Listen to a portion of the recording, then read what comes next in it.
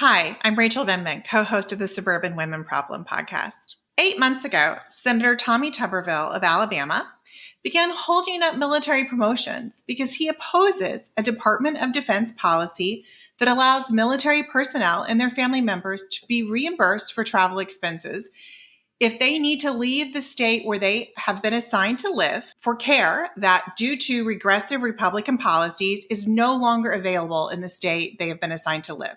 Because that's how the military works. You live where they tell you to live, regardless if that's a state where you want to live or not.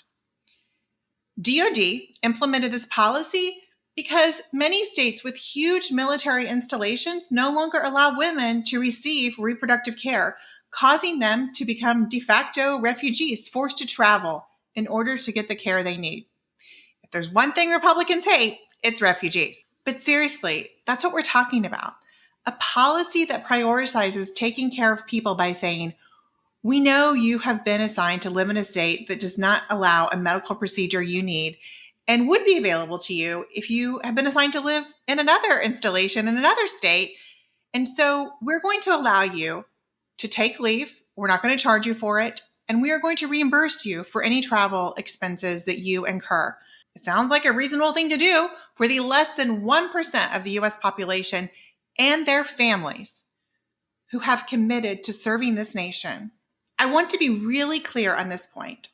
Senator Tuberville is not objecting to the Department of Defense and taxpayer money being spent on reproductive care.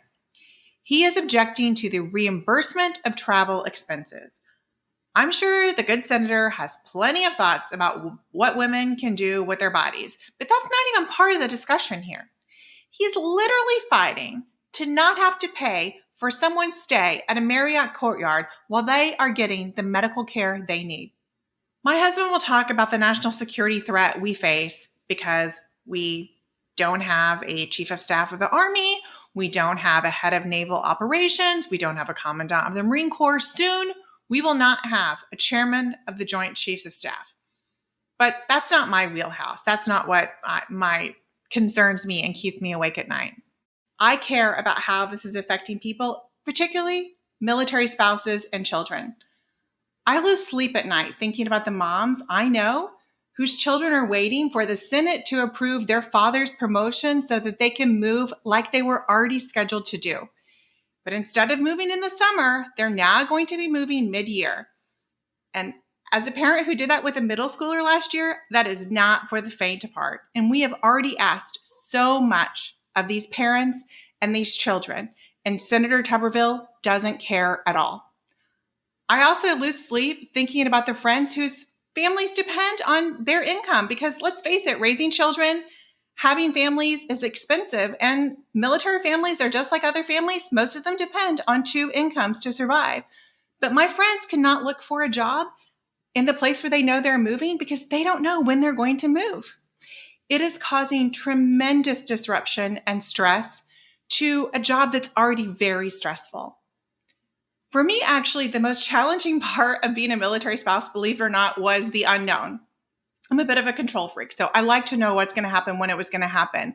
We currently have more than 300 officers and their families who know what is supposed to happen, but they don't know when it's going to happen. They are stuck in limbo. Every day, the list grows longer, and by the end of this year, 75% of officers in our military will be victims of this hold. Last week, Senator Tuberville posted a video in which he said his hold is not causing problems to readiness or morale amongst the force.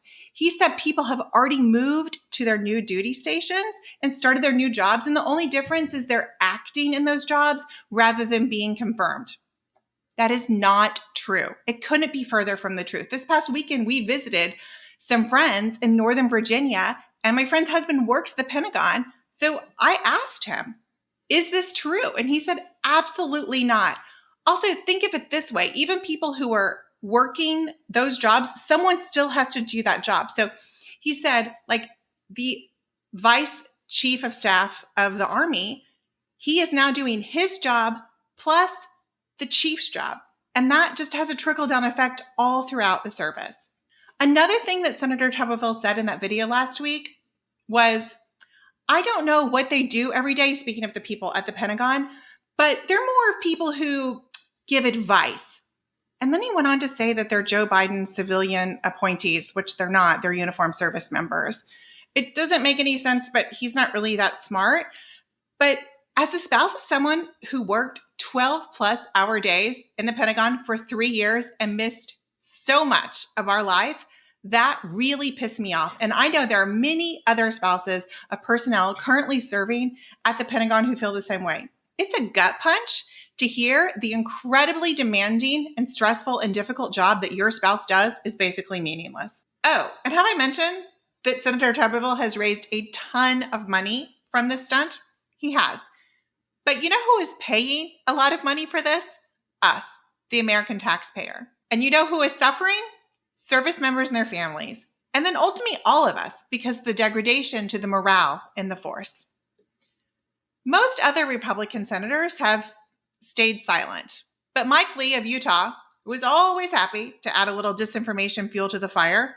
Remember when he sent those texts to Mark Meadows and he was like, just tell me what to say about election interference. Just tell me what to say. I don't know what to say.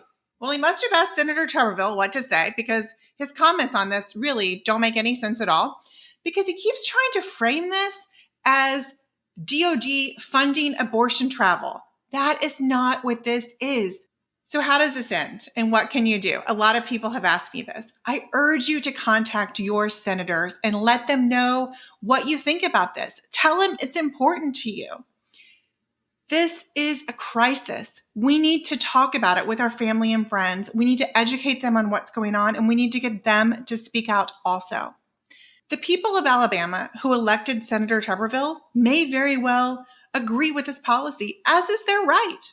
A lot of people might agree with this policy, and that's fine. They might not want women to get abortions. So to them, I say, don't get an abortion. No one is forcing you to do so, but allow people who want to seek this care to get this care. There are 99 other senators, and we need to let them know how we feel. Active duty military spouses and service members don't often speak out on issues like this, which is completely understandable. So in this moment, we need to speak up and speak out for them.